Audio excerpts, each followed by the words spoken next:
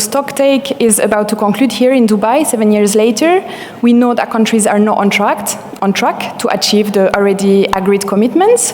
So we've invited a range of experts and organizations to talk about how we can go beyond those pledges and bridge the implementation, finance, and capacity gaps. So today you'll hear from Andy Kerr, who is the Chief Strategy Officer at EIT Climate-KIC, Jorn Verbeeck, who is the board member of the EU Climate Neutral and Smart Cities Mission. Then we have Brennan, who is the agricultural inspector at the Department of Agriculture, Food and the Marine of Ireland. We have Tyndall, who is the... about this is that there are no clear pathways through some of this. There are no easy solutions to delivering against these pledges that are being made.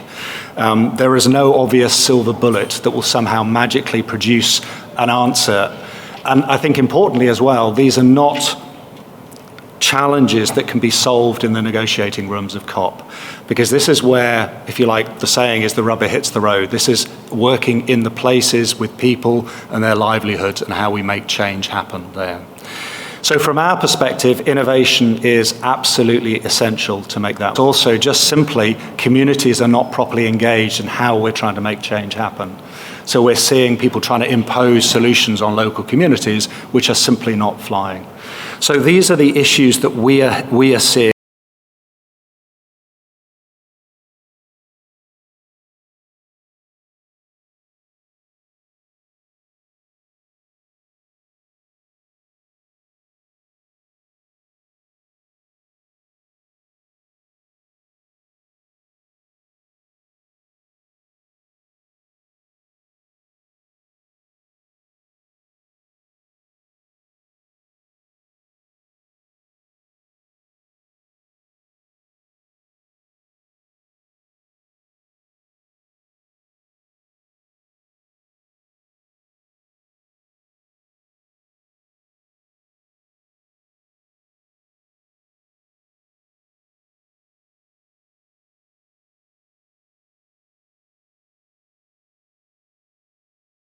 With the demand basically for solutions. So we have to match supply and demand. We have to build capability. For those of you who didn't notice yet, go out, look, there's the CHAMP initiative being launched earlier this morning, working together between national and local governments with the support of city networks and also UN Habitat. So it's a very timely discussion. I'm indeed board member of the European Cities Mission, but happy to share some personal reflections today. For those of you who haven't seen the mission in Europe, we are working with 112 cities across Europe. Now, working together, what does that mean? I think if you look at what's happening our way, if we look at the European Cities Mission, it's about landing something in that messy middle, something that we all know. So we might not have that luxury to venture out. So how to embrace that complexity? And I think, therefore, it's really needed that we see the city as a living ecosystem, as much a public as a private sector ecosystem, bottom up and top down, full of citizens, as you all know, culture, creativity, capital, but also hope and experimentation to constantly reinvent the urban ecosystem and to adapt to a changing environment. So the big question, of course, how do we do that? How do we venture forward? I think many of those solutions are already available, but we need to look also at standardizing them, and often it's not sexy. But I think if many things are already available, how do we get to that common language? How do we get to those common building blocks to make sure that all the cities who are seeing those exact same challenges, and you can say, of course, every city is unique with its own culture, its own history, its own standardize a little bit more to make sure that share.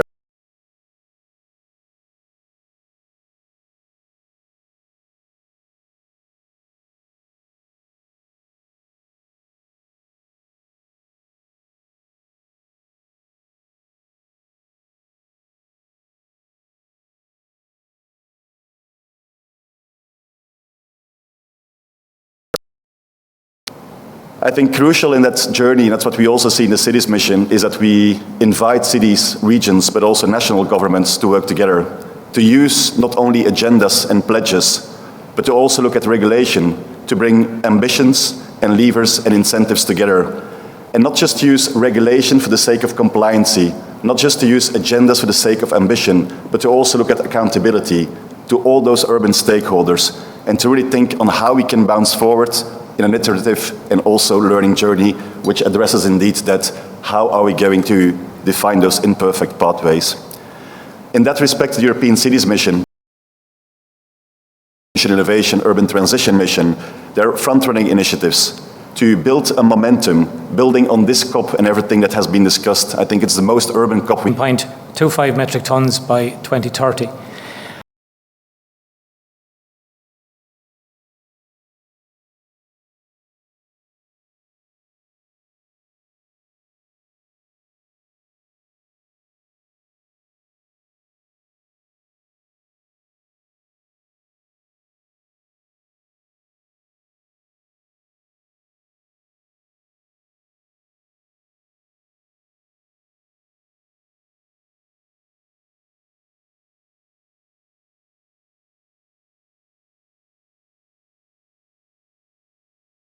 To that 2-year partnership, very much engaging in that innovation space and helping us, I suppose, meet those overall climate targets. The structure of what we've set up includes a consultative group of 28 members from across all of the agri sector in Ireland, which meets on a regular basis. One of the first tasks, for example, that we did through the partnership was to engage through many stakeholders across the sector, and we mapped out the Irish agricultural sector and all the interlinkages that exist within it. Part of the work we do also is very much around that stakeholder engagement and in gleaning different ideas from bilaterals with people, from engaging in conferences, climate relevant conferences across all the agri sector, but then also some very specific stakeholder engagements and workshops were held so that we could gather in a lot of these ideas from across the whole sector in Ireland about how we could go about, I suppose, accelerating our pace towards those climate targets. We also have engaged quite a number of bilaterals with other countries, and we're hoping to do many more of these, and engaging with agri and climate professionals from other countries.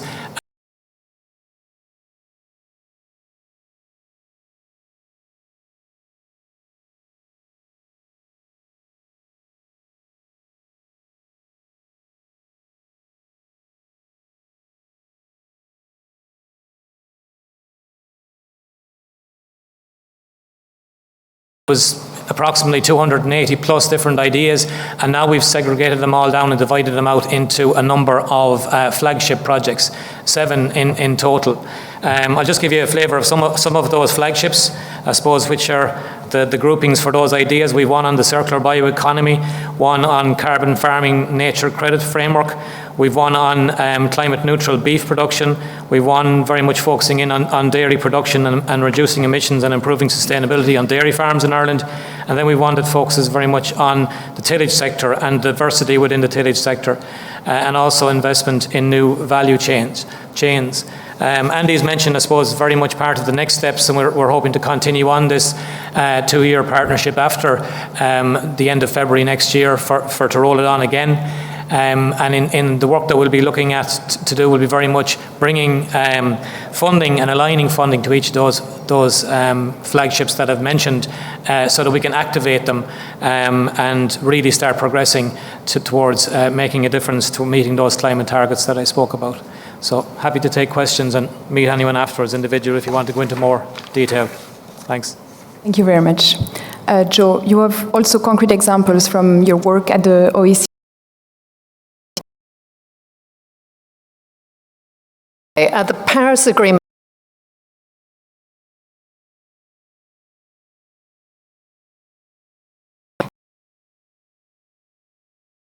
the NDCs being nationally determined. A lot of those NDCs were put on the table before there was policy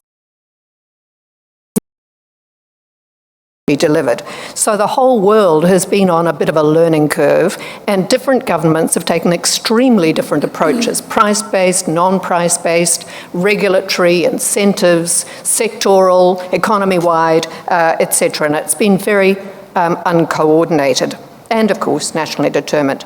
Now the OECD's tagline is better policies for better lives. So our focus is on implementation. And what we want to help achieve is a positive feedback loop for enhanced ambition. And we know following the global stocktake this year, countries will have to go back home and think about the new NDCs they're going to table very shortly under this process. So as an organisation, climate change, which used to be the preserve of the Environment Directorate only, has been mainstreamed across the whole organisation. And I think that's the same for many governments. And what it means is that the issue is being addressed from multiple different perspectives. So we took the view that we needed to pull these threads together to coordinate.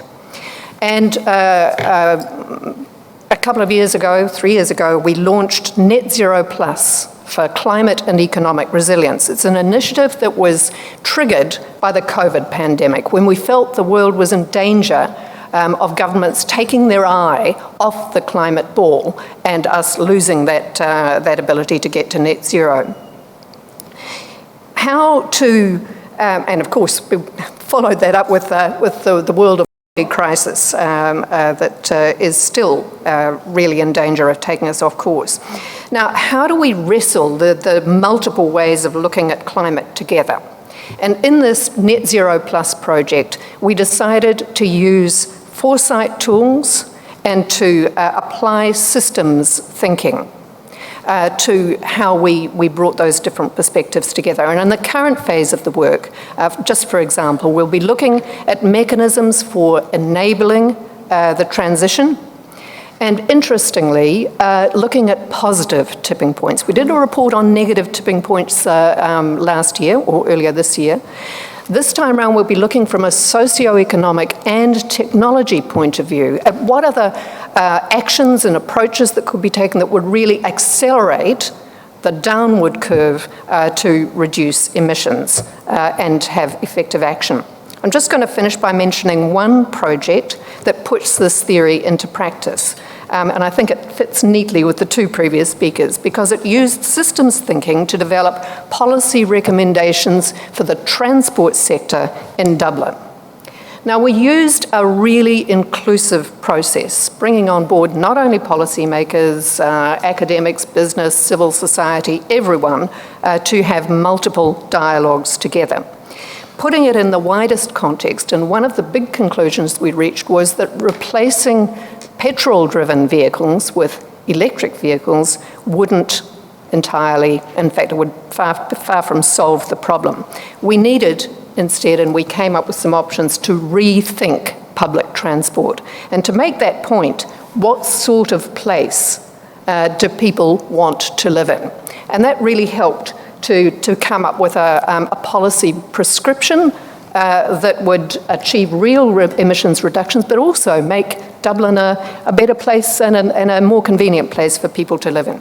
So, if there's time, I will be happy to talk about another initiative we launched earlier this year, designed to maximise mitigation, the Inclusive Forum on Carbon Mitigation Approaches, that tries to deal with that policy complexity, but I won't do it now.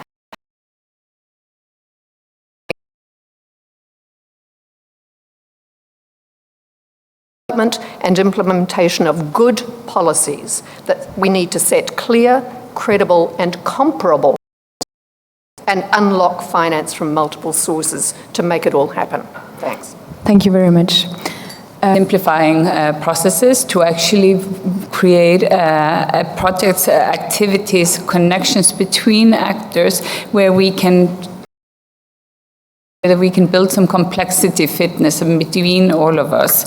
And an example of these types of learning together, learning through the current practices and the complexity of activities that we have is, for example, a learning partnership between Oslo, Helsinki, Amsterdam, Copenhagen, and other cities on understanding together the enablers and barriers for green procurement for construction.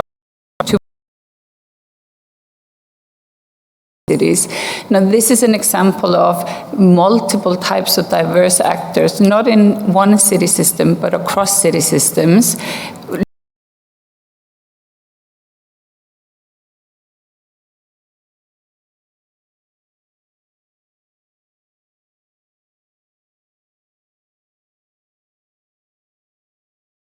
Point here earlier, I think we are on a massive learning curve. I think the urge from our side to ourselves and everyone else is let's not fall in the trap of oversimplifying. Let's focus on building the appetite for and upskilling for messy collaborations, for complexity approaches and appetite, of us being able to be in practice where we are innovating together, not seeking safe spaces. And I think I'll leave it at that, because I think that's my call out to all of us. Thank you very much. Is there any question from journalists in the room? Yes. Can you please state your name and the organization you're with? Thank you very much.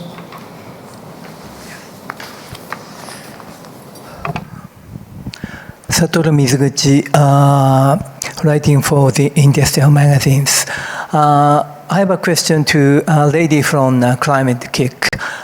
If I remember rightly, Climate-KIC has roughly 20 years history, right close to. So could you repeat and summarize the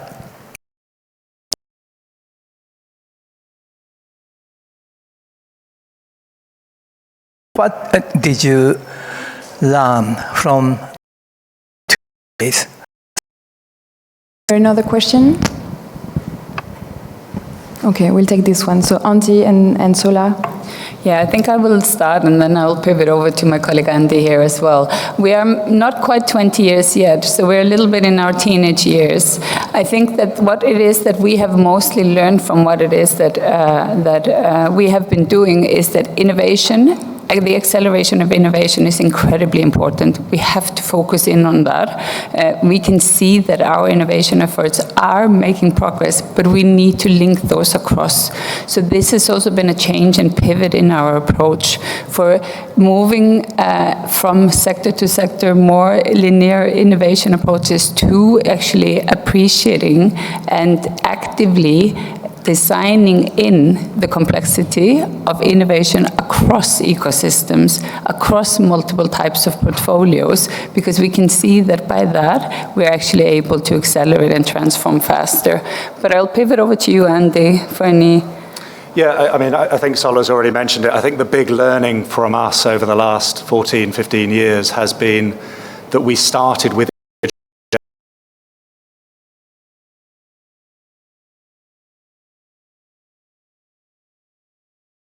places where we live and work. And so we then pivoted 5 or 6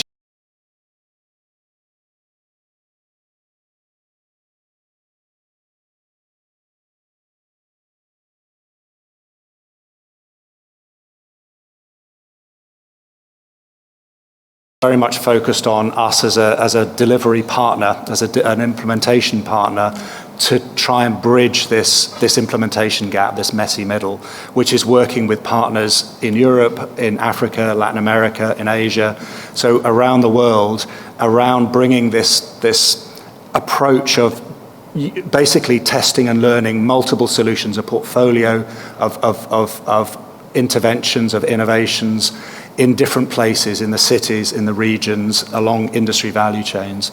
Because that's the learning, is that is genuinely making change happen in a way that the individual projects and companies that we used to work with have not been able to do so. So I think that's our big learning. Thank you very much. I think we're out of our time and the next press conference is coming up. So thank you everyone. You can contact us if you have any other question at media@climate-KIC, that's KIC for Knowledge and Innovation Community.org. Thank you.